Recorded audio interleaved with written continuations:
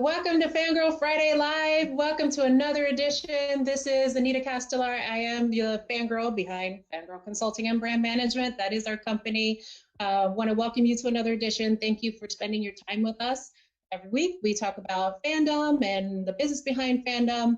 Want to bring in one of my good friends, Timo. Timo, welcome. How are you? Good, thank you. How are you? Good, good. Tell us where you are right now. Right now I'm in Helsinki. I'm in this area called Töölö, which is sounds really hard to say even if you're not speaking Finnish language. But yeah, definitely it's getting nice weather already this time of the year. Yeah, so it's getting almost 90 Fahrenheit soon. So wow. So very very rare for Finland even in I didn't expect that. Yeah, beginning of June soon. So, but yeah, overall good, and we're getting the economy is kind of getting back to normal, and people are getting back to normal starting next week. So, kind of there is some hope at the end of the tunnel. That's good. Well, as you can see in my blue clouds, it's actually really good weather on this side too. Can you recognize this building behind me? Yes, I can. All right, yeah. Well, so for everybody else watching, this is actually the background, my virtual Zoom background from My Hero Academia. So, and this is the UA building where everybody, participates in activities. Yes, that's my super nerdy fandom for the week. I try to change it out every week. So, Timo, I asked you to come on because I know you're a super fan. You have a lot of knowledge about a lot of things. We've even talked about wrestling at some point, which, I was surprised you even knew about wrestling. Maybe we can get to that too. But I wanted you to go ahead and introduce yourself. Tell us about yourself as a person, your fandoms, like how far that goes back, and then like how does that affect your life now, like your career choices, your business choices. How does that all work? So tell us about some of those fandoms.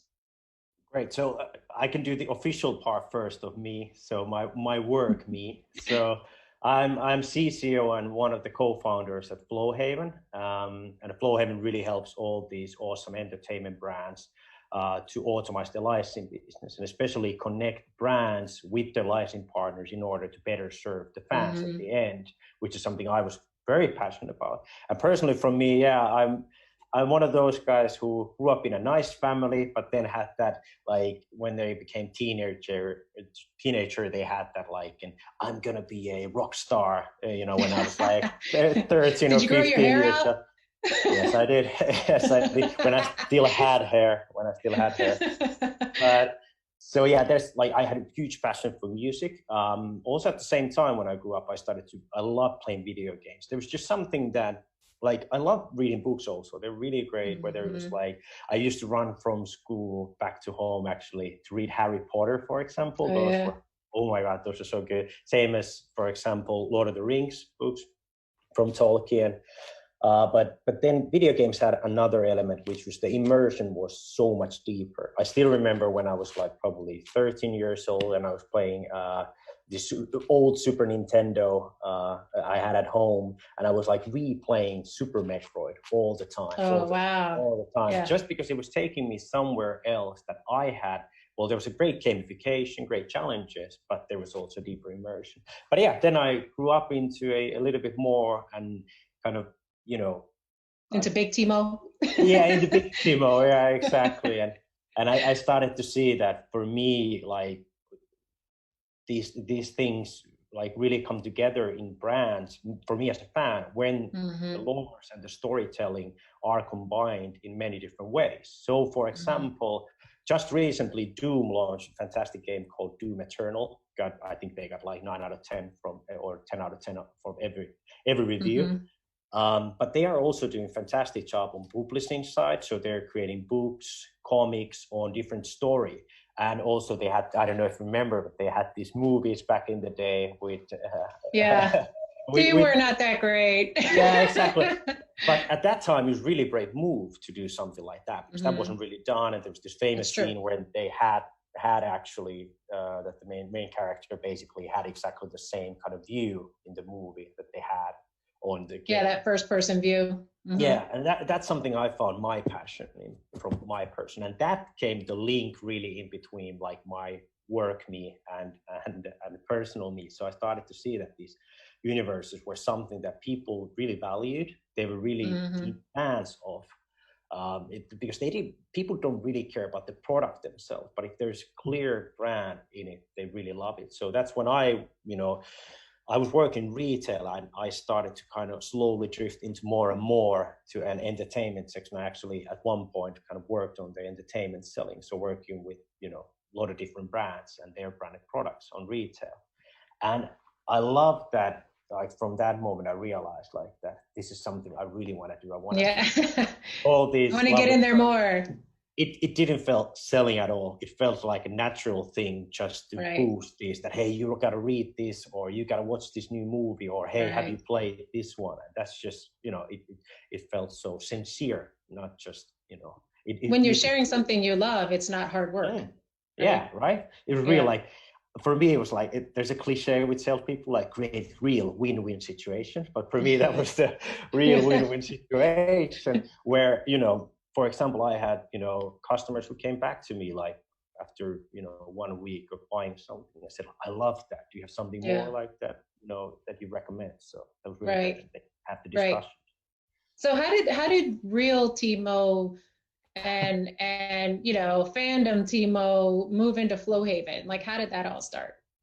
So when I was working on the retail side, I started to notice that, especially with, for example, when launching a new movie or a new video game, for example, the companies weren't necessarily focusing on the launch itself, and the retailers weren't that focused either in those. This was few years ago, let's like a few years ago. But so world is a little bit different now. But back then there really wasn't a good point of sale material. I might have gotten one card box and said like, okay, this is the launch, and I'm like, really? So all these kind of things, I started to notice that there was a big communication breakdown ongoing between the retailers and the who were selling the stuff and who was beyond that in the beginning of the pipelines of the brand owners. At that time, I have no idea even that world existing really. I understood that these things came from somewhere, but no idea that there was this industry called brand licensing at all. Right. But then I found my old college mate actually, and he came to me one day and said that actually he was working at Rovio with Angry Birds, a mobile game back then, and he actually said that like, do you know that the thing you're discussing is actually because of this, and I'm like, really?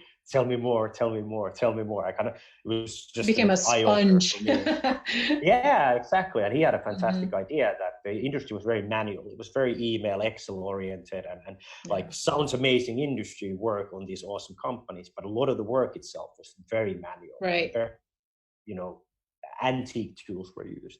So that's when he actually came to me and said that like he had a great idea on how to modernize the world, and we actually partnered with a company called Salesforce, and now we work together with Salesforce now on helping. Now you're a multinational company. We have. Shout out to Kale, by the way. Yes, we've been very successful. So it's been now 5 years. We've been very lucky to have such awesome, customers that trust us, and awesome, people, also employees working with us and on the team that are actually, growing it and making it possible. So that's really great. So what are the brands that you get to work with? What are some of the companies? Well, there are beginning to be a lot, but we have companies from anime section, film and TV, sports, mobile games also. Well, for example, actually Rovio is one of our customers nowadays with their Angry Birds brands. So it's really great.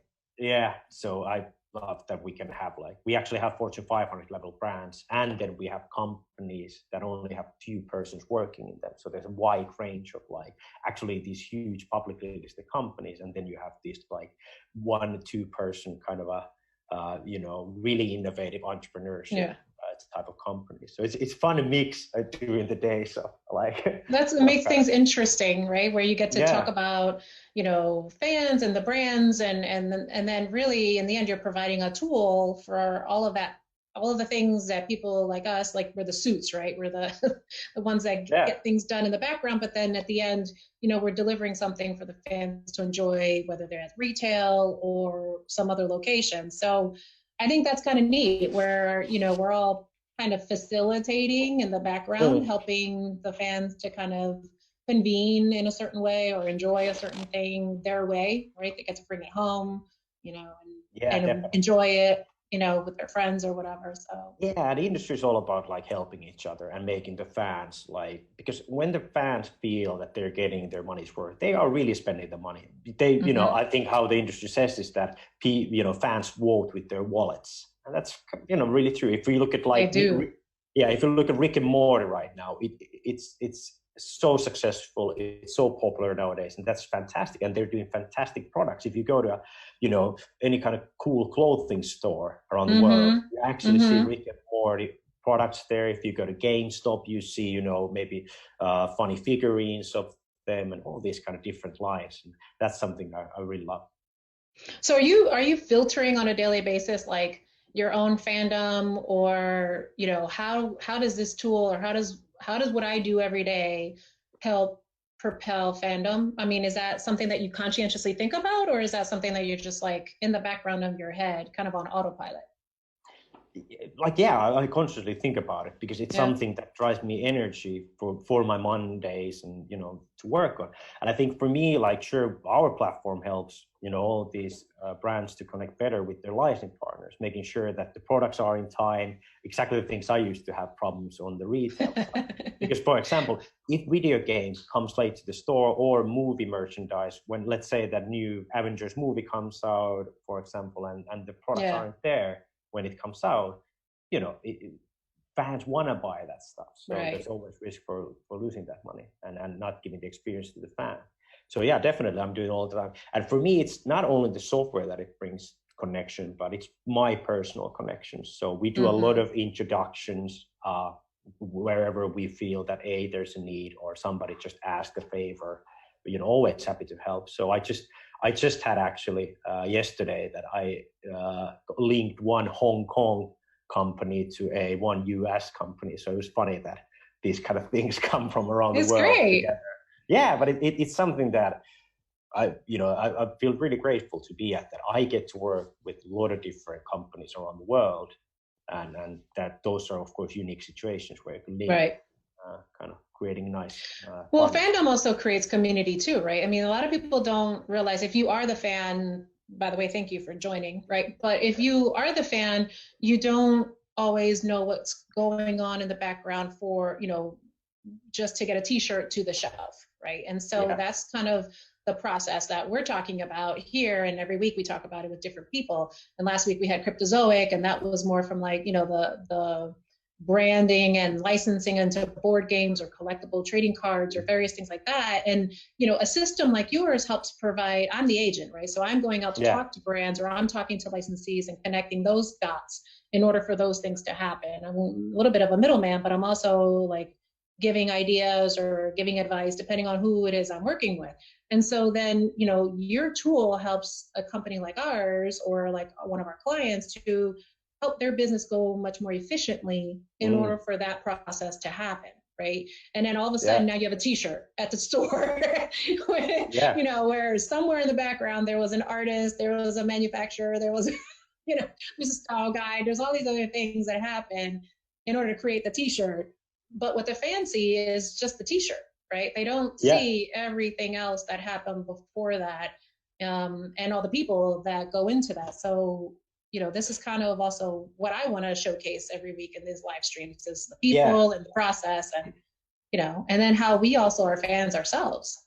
Yeah, exactly. But I really love those deals that you see that there's like two brands in one product, and everybody else is maybe a fan go like, okay, that's pretty cool. But then Yeah. on my brain, or anybody other who's worked in the industry, was like, whoa, that was a nice deal. Who got that That made? was That hard. must, How did yeah, they do right. that? How did they So do that? yeah. Which one of those are your favorites? Which ones are your favorites when you see the two brands come together? Oh, there was a lovely one. I think it was Tokidoki and Sanrio had a Mm, really good one just now. I was in a toy fair, and they had a really fantastic product coming in together where mm-hmm. they had both brands in it. and I think there was a also Tokidoki related. There was a Roma. There's a football team called Roma. Yeah. There's famous Italian soccer team. We got you. Yeah. So they were doing a like a partnership where actually Roma jerseys had Tokidoki character in it, which is like really cool and really unexpected, right? You don't usually see characters come together. I think also in Europe, Angry Birds had an Everton partnership and all these kind of really cool things where the values come together. So Everton is known to be a family-oriented team and has those fans are really family-oriented. Oh, so that's a really good. I know people who don't know that about that team. Now they're like, why are they have these collaborations? And now it makes sense because they're a family-friendly, brand. So that makes sense. Exactly. Yeah. So for me, those are always like those are a big risk, of course, for many companies to take those risks, but I love when they do that. Do you remember any of your favorites? Yeah. So you were speaking of Angry Birds, by the way, they actually had done like way back when they were first getting big, they did some collaborations with American football. And I'm a huge Philadelphia Eagles fan because I'm originally from Philadelphia. So, shout out to the Eagles. They, so they did like this whole thing where, they had the skins and, in Fortnite and all these kinds of, possibilities. And so it was kind of neat. I was really happy about that, to see that collaboration happen. That was more like a digital type of thing. It wasn't like I could go buy that, item. Although my son did buy the skin for his character in Fortnite. So that was kind of neat. And yeah, I think it was Fortnite that he was playing. So that was kind of neat. But the most recent ones, which I thought are pretty cool, and I think the longevity of the brand continues to impress me, is actually the Dragon Ball ones. So there's a lot of Dragon Ball collaborations happening. I think they celebrated their 30th anniversary last year or something like that of the brand, which you don't think to be that old, right? Yeah. I mean, it's not old, but in the world of fandoms and such, they come and go, and there's so many that, come and go throughout the years, that for that to have that longevity and still feel fresh and new, because it's only now catching on to mainstream, Western culture, United States specifically. So for it to be like with Adidas or, other, I'm hoping I'm calling that out right, the other collaborations that they've been doing, I think are really neat. I'm not a huge Dragon Ball fan. I like it. I think it's interesting. I dip in and out. My son is actually the biggest one. I think you are too, but I really like it. Yeah, but for me, like the Cell arc itself, if there's any Dragon Ball fans listening, but yeah, that was something that I kind of grew up with, or it was I was perfect age when it came. And it was really cool. It's just so, and I think what Dragon Ball really nailed was that hero's journey, when you have to kind of go through the hardest battles and prove yourself, but grow at the same time. So that was always these villains seemed like overpowered, which is not normal. Like if you look at any other, like many other series that time, it was more like that. Yeah, the villain was something bad, but like, okay, the hero had a chance, like, whether it's Marvel character or something like that, Spider-Man against something, it felt kind of equally balanced. But then suddenly you had anime became this like, whoa, these are way overpowered. They're like, Goku will never beat that. Yeah. Well, the hero was disrespected too, right? Yeah. Like that's interesting to me, where, your hero could die. Yeah, right. Yeah, exactly. And you're like, wait a minute, that's not supposed to happen in these types of things. Exactly. And spoiler warning from Game of Thrones, but that is exactly where Game of Thrones then became successful, was that I still remember when I was watching the first season with my roommate, and then he couldn't believe when I think I can say it here, where the net gets when and on that moment and that scene, and I still remember his reaction was like, they just didn't do that. I couldn't believe it. My mouth was on the floor. I was like, what just happened? At any moment in time, and if anybody's wondering what we're talking about in Game of Thrones, go to the last season 1 episode and you'll find out. There's a major character who passes away there, and we're like, what? And you don't expect it. So that was the other thing about Game of Thrones, which I enjoyed, which was like, just the fact that at any moment, anybody could go. And you didn't know who was going to go and what. And so no one was safe. And that kept you intrigued and coming back for more. and part of the lore and storytelling that we have been talking about, we have, obviously, if people can't tell, we have these conversations often, usually at a late night cocktail somewhere. But we talk about a lot of these things where, as Timo and I are friends outside of work, but we're always talking about the things that bring us together, bring us back to the story, bring us back to the brand, or why do we continue to engage with brands that we enjoy on a personal level, whether it be for work or whatever, but we, in a personal level, continue to sport the t-shirt, we buy the mugs, we buy, whatever it is, and the lore and the storytelling is always key, for us. So go ahead. Yeah, go ahead. Yeah, exactly, because the character building is really important. Of course, that always has to happen. You have to kind of get to know the character. But if the character doesn't have interesting rivals or doesn't have interesting world that they can kind of roam and see, that's always kind of takes away a lot from the depth of the character. And it also makes it very hard to keep the series or movie series long.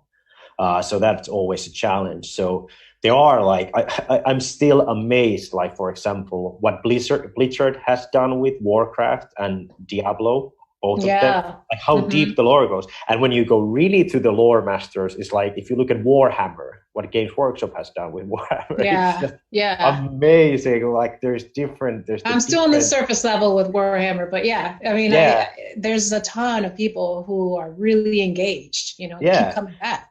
Yeah, exactly. And there's the element even that you make it your own. You actually, like, especially with the physical products, you make it your own, and it's your own universe that you're controlling. And that's something genius. And that's what we're going to see more and more going to VR and AR later, in coming years. That, for example, now what Half-Life did, that the immersion from video games becomes even more when you get to be the character. So that's very different on a level that we have seen before. Well, it's interesting because, fans always feel a certain level of ownership, over their, whatever their brand is, their fandom, that they enjoy, and they invest of themselves into that, and so maybe you're right. Maybe, like, the future kind of is more about how do the fans get to inject, their own perspective or customization somehow, into their life. Like, instead of them always being immersed in the world one way, maybe it becomes almost a two-way street. Yeah, weird. I don't know what that looks like. Exactly. Weird alter egos. But I think there's always, like, there are parts of us what we see in the character, and there are also parts that we see that we don't want to be, which is totally fine. So if you take, for example, Harry Potter. It's great that I can do the magic. I can be special, even special in a school of wizards. Right. But then again, I wouldn't want to have Voldemort. Oh, I don't know if I can say his name even. So I wouldn't want him to be salt? Like, we need salt to throw. No, that's a bad one to have after you. I don't know. Who's worse, him or Vader? I don't know. That's true. But I think I could run away from, like, half cyborg. I think so. But then again, he would have force pull. So I don't know. That's a movie I would like to see. Like, I know it's very dark, and it would be, any Lucasfilm people watching, please let me know. I have an idea for you. But that would be the movie I would love to see. Yeah, definitely. That would be interesting one. Yeah, where, the years that Vader is tracking down the Jedi, and, yes, it's bad and he's eliminating them and such, but, you always wonder, like, what was that progression, that emotional and mental progression? How was that you could be a certain way, and then continue to slide so far that you actually want to destroy not only what you were, but all the people that represent that, right? Yeah. So exactly. I don't know. To me, there's something interesting about it. It's not so much the actual killing that I want to see. I just, the whole, the mechanics behind it. Like, what's going on? There are the most badass moments of actually Darth Vader are captured in the Vader comics of the. I'm sorry, I can't remember the actual comic series name now, but it's the Darth Vader comics recently published. So from Marvel, right? Yeah, they actually capture that moment perfectly. What it was. There's this badass scene where Vader's basically against, like, whole army of rebels, just say, like, only thing I smell around me are dead men. And I was That like, is so whoa, crazy. like that was something like you don't see anywhere in the movies. But I love that. Did you know, Anita, that the last scene of the Rogue One, that wasn't going to be in the movie, but then they kind of Yeah. added that on the last stage of making the movie. So, Yes. I and do for know that. me, yeah, for me that was like one of the best things ever. Yeah, I was actually working at Lucasfilm at the time when Rogue One was being filmed. And for those of you who don't know that, I used to actually work on a Star Wars licensing at Lucasfilm and before the Disney acquisition and then through into the Disney acquisition. But so yeah, so I was working there when we were putting together the licensing programs and all of that kind of stuff. And there's a lot that went on in the background about, you know, what's Vader's role in the film? Would he have a role? Would he not have a role? You know, and then how much of a role? Because, you know, the film wasn't supposed to be about Vader, right? Like the film was supposed to be about the rebels and all the other things leading up to that. So he's just this kind of character, and there are other characters in other brands too, but he's just this kind of character that if you insert just a little bit of him, it could take over, you know, what you're trying to talk about, whatever that storyline or stuff is, what you're trying to talk about. So yeah, exactly. And one of the key things for me, like any good lore has, is that the villain has to be, for me, like it doesn't have to be realistic, so to say, because, you know, for example, anime is never realistic, really. none of it's realistic. And sci-fi, but spoiler alert, it's not realistic. Yeah, exactly. So, but then again, it's great if villain has, like, if their actions are based on logic, like that's a very strong thing then, and that brings much more sensibility, because then you like, for me it really resonates if it's not only like black and white, but then you're kind of in between that. Hey, like, okay, this decision, like, I understand that. That's why I kind of loved on the Marvel movies when Thanos was like, in the beginning he was like, but I'm going to do this good, I'm going to control this, you know, it's going to be randomized. And I was like, okay, that sounds terrible. You do evil to do good. Yeah, exactly. So he's not the worst one, but definitely was bad. But yeah, he's not all these ones I think are very, really important also for the depth of the, like, villain, and that makes it so much easier then to create good heroes also. I think you're right. Well, heroes, I also feel like should be as complex as their counterpart, right? So definitely. If they're not, they become this like bland person, and that's kind of how sometimes the villain can be the hero, right? Like, I mean, if you, again, going back to Star Wars, if you think about, not that the heroes are bland in Star Wars, but I feel like because he's so complex and there's so many layers to Vader, and he's just this, I don't know, just overpowering presence and thought process in his storyline, that the villains have always actually outperformed in sales and everything, you know, for Star Wars. And that's one of the few brands where the villains are the heroes. You know, there is a whole fan group, you know, dedicated to the rebellion and all of their heroes and such, and that's great. But when you go to talk about, like, who's your favorite character to any 6, 7, 8-year-old child, they usually say one of the villains. They usually say Vader, right? Yeah, and it's really weird. Boba Fett, and then you're like, well, okay, yeah. And they are like 2 words on screen. It's like everybody's here. But the Mandalorian is a whole nother matter. That's a really great, you know, like, I feel like that really injected a whole new idea into Mandalorian being a Mandalorian. You know, it really took us in a place where we didn't expect, which I think that's also part of, you know, how, like you were saying, futures of fandom, like, you know, where can we go with these brands and these franchises that we don't expect in order to keep people, you know, interested and continue to have them coming back. Exactly, yeah. And there's a big one from the original anime called Death Note, where the character is very wise, and he started as the kind of a hero and kind of interesting main character, but slowly dives into this very bad person. Same as if you look at Breaking Bad as a TV. That's a fantastic story of a math teacher, you know, and then or chemistry teacher, and then becoming something very different in the end. And the story from, like, that slow build into that is one of the best series I've ever seen.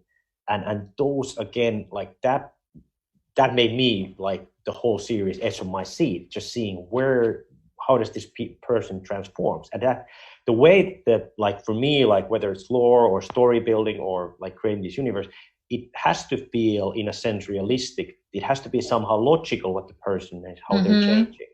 And that's a big part of it. Like, but then you have random ones like Rick and Morty, which doesn't make any sense, but it's totally fine. But I think in overall, like, creating for many of these series, like the hero's journey is, of course, like everybody understands, that's really important. But it's also important that the villain and kind of there's a clear villain that is and the role is a little bit complex always. Yeah, it kind of spreads over. You never know quite who's going to be the villain and who's going to be the hero. You know, and that could be kind of those are the most colorful and interesting ones, because then they have those complex, layered, discussions. I remember actually a long time ago, it was a conversation between my son and myself. We were watching Clone Wars a long time ago. We had our weekly tradition. It was, pizza on Fridays, and we play some video games, Band Hero, whatever. It was all three of us, my daughter, myself, my son, and what have you. And then, by 8:30 though, on Friday night, we had to be butts in the chair watching Clone Wars every Friday night. So the story arc though was young Boba. And young Boba Fett had, this was after already episode 3 had happened, right? And there's no spoiler. I heard there's no spoilers here for anybody. But, so his Django is already passed, and he's now seeking revenge, right? Young Boba Fett is now seeking revenge, and these bounty hunters and stuff. And the point to the story arc was to show, well, there was a lot of points, but what we got out of it were there was a lot of complexity on how this young boy wanted to be good, but was doing bad things, right? And so, he's trying to seek out revenge against Mace Windu, and he's with these bounty hunters who are really bad, and all these different kinds of Aurra Sing's telling him to kill people, and he's like maybe 10, 12 years old, right? And and it was a really interesting interaction, because there's this conversation that got spurred because of what was being shown. And my son asked me, like, why is he doing these things? If he's a good boy, why is he doing bad things? Why is he acting like this? And so that was the conversation ended up being a lot more deeper than I had intended, because you have to go back through the motivations. Like, what was it that started the whole thing? Why is he trying to seek revenge? Why do you need revenge? Why are you angry? Why are you, all these different things, the relationships between your parents, and, what would happen if something were happening to your parents, like all of these little levels, came out. And here he is, we're just watching Clone Wars, right? Like, we're just watching this animated series. But those are the kinds of things that I think that, provide deeper engagement for fans, for kids, for adults, if you're watching with your kids. And then in the end, going back to the business, like, it all results in you're passing the store in the mall and there's a t-shirt, right? Or there's a mug, or there's a backpack. It's back to school time, and I want this folder because it has this character that I just saw last week. And, and you would never sell that folder or that pencil case or that t-shirt if you didn't have the engagement part to begin with. So I think that's key. And when people fall flat, they don't realize why they fell flat. Yeah, and I think, like, the feeling is really important, and I love those kind of deeper, that it combines, our families and, people around us together. But I think it's also broader community. So I still remember when I was in middle of nowhere on my holiday in Sicily, and it was like middle of nowhere, this one, bed and breakfast, and suddenly the owner's son of that bed and breakfast comes up, and he has this hidden leaf a t-shirt on, and nobody else would understand what it means, the logo itself. But I understood straight away, oh, that's Naruto. And I actually we started discussing, and we had an instant connection just because we both were huge fans. We started talking. We ended up talking like 20 minutes on the breakfast about just like Naruto world and how awesome it is, and all the elements. And it has a connection. Sure, it has a connection between me and the brand, but it has a connection between also the other fans. So that fandom kind of is very, things together. And that's exactly like we have different conventions happening and all these things, so that we can kind of, find those similar type of persons that has similar, it builds community. Exactly. And that's really cool. And without judgments and without issues, and you don't have to explain yourself and why do you like something, or why. It's just acceptance when you go to these places, which is why I love going to these places. I'm mostly working when I go to fan conventions as opposed to being the active fan, but now that I've left like some of my roles in the past and I'm an independent agent now, like I can actually be more free to enjoy the fan piece of it than the work piece of it, even though I'm always kind of working still. But I stand on the sidelines and I see what people are doing and how they're interacting with each other, and you see basically your work come to life. Yeah. Right. And that's gratifying for me, and I'm sure that's gratifying for a lot of other people that have done this for their work, where they work in an environment where they put something out and the community accepts this, and then they take it off. They take it like to so many other places, and that's like, wow, that's kind of neat. Yeah, pretty cool. Exactly. It feels, yeah, I have had a few moments where I realized that where I've been like looking at some bar and Googling, and I realized that, whoa, we actually had some integration that this came through our solution. And that's a moment of like insane pride, like even though like I wasn't directly in it, but it just feels fantastic. Yeah. I wonder if you see any specific trends, or what do you think, the brands or, fandoms or anything like that might be going in the future? Well, I think it's going to be like what we're already seeing. Well, of course, retail has its own, what's going on right now is so massive. But even though like there's been signs even before this situation that there are big divide between the kind of like the emotional depth to the products, like how much immersion they create and how much immersion the brands create. So they are consumed on a very different level. So if you have, for example, brands that are dedicated to mainly for younger kids, for example, their consuming time might be really fast. They might jump from last week Pokemon suddenly to Digimon, and suddenly next week is something totally different. Like Paw Patrol. But then, for adults, it's might be much more longer. So for example, if you have, let's take, one, for example, a Warhammer Assemble, you might be lifelong fan for that.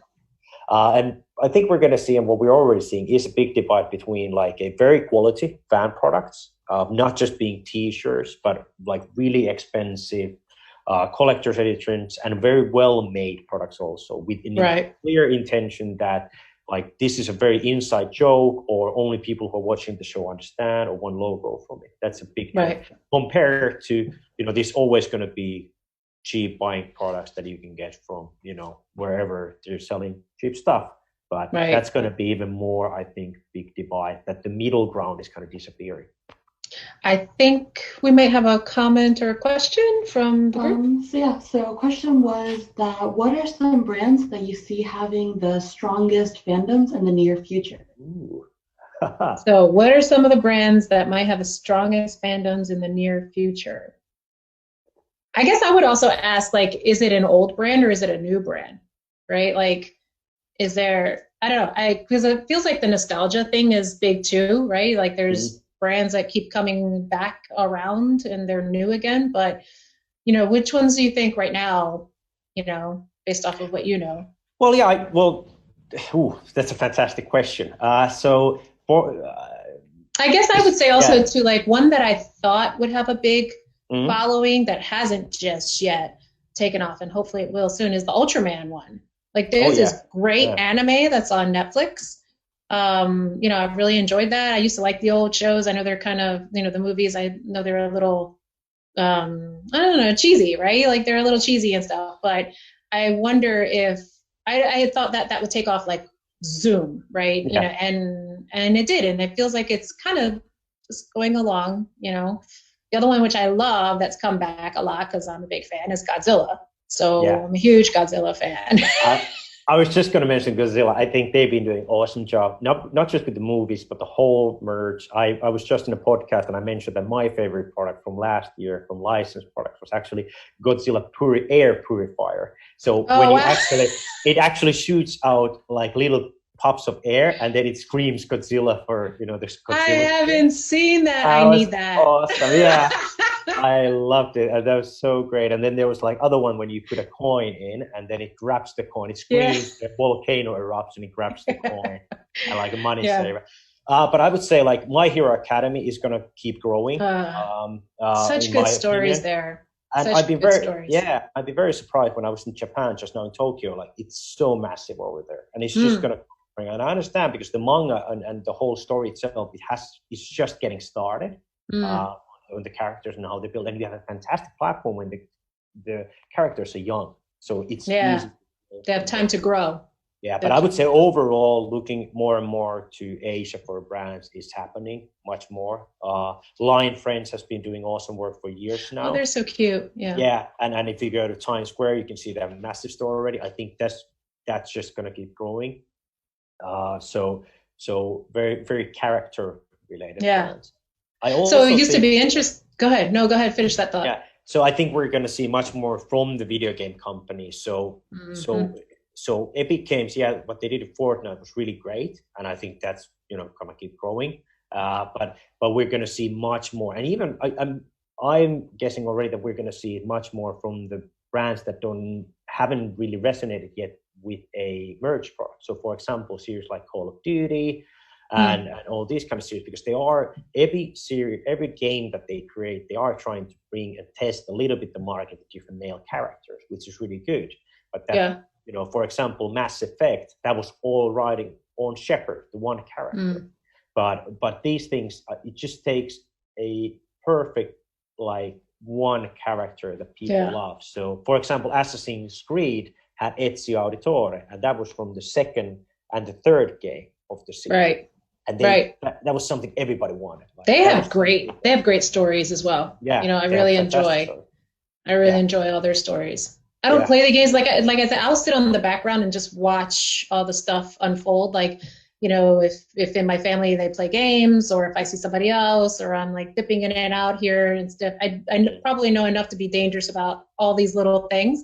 But on the other hand, I like to sit in the background and also see what's like, how do people interact with that thing, whatever that brand is, or the mechanism, like the Assassin's Creeds, but they do have great stories. I found the film enjoyable. It was okay. But I really thought the idea of all of the history, almost like what Hamilton did, right? With the Broadway show, and bring history and real things to life in a storytelling format.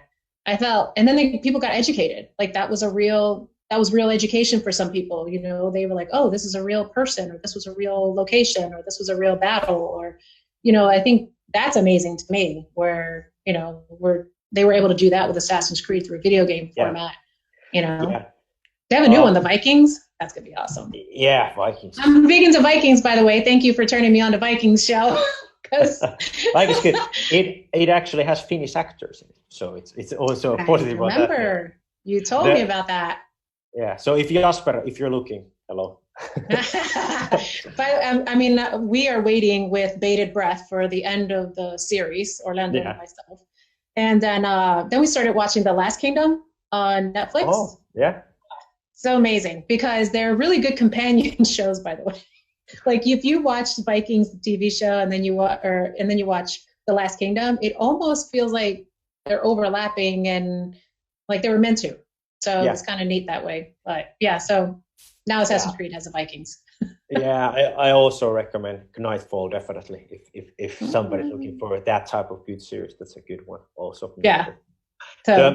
But just quickly on the question that came up on the emerging brands. So I think more and more, either way, what we are seeing already are that these brands are being digitalized. So, for example, Fortnite just did a Deadpool campaign. They had a Star Wars campaign also. Yeah. But that's going to be becoming more and more kind of used platform, because the viewers are in a digital world more and more nowadays. Yeah.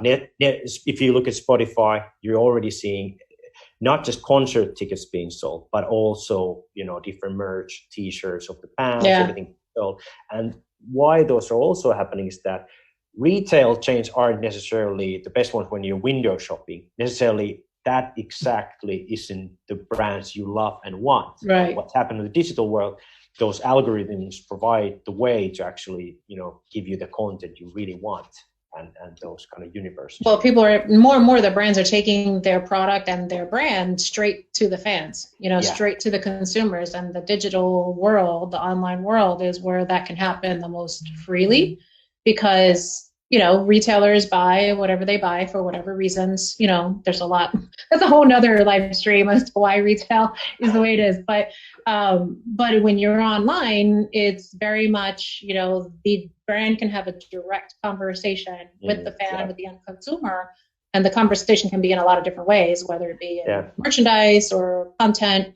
But I like, even that you mentioned Spotify, even the music, even now the fact that, musicians and people who score TV shows or score video games or, all of that, there's even more of a conscientious use of music and the promotion of the music independent of the actual format that it was used for, whether it was video game or what have you. And I think, having like one of the most recent ones was The Witcher, right? Where they got their own Spotify playlist, with the, what is it, coins for The Witcher, what have you, and like this guy is great.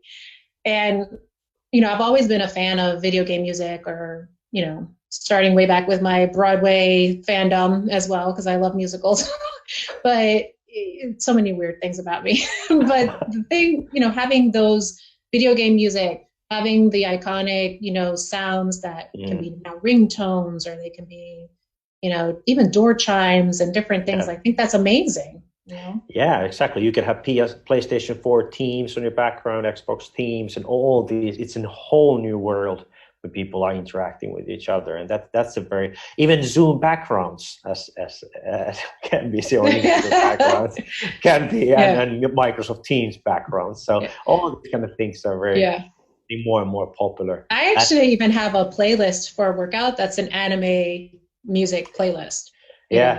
To take it to that level. And 100% you have the You Say Run song from of course, in all its various versions.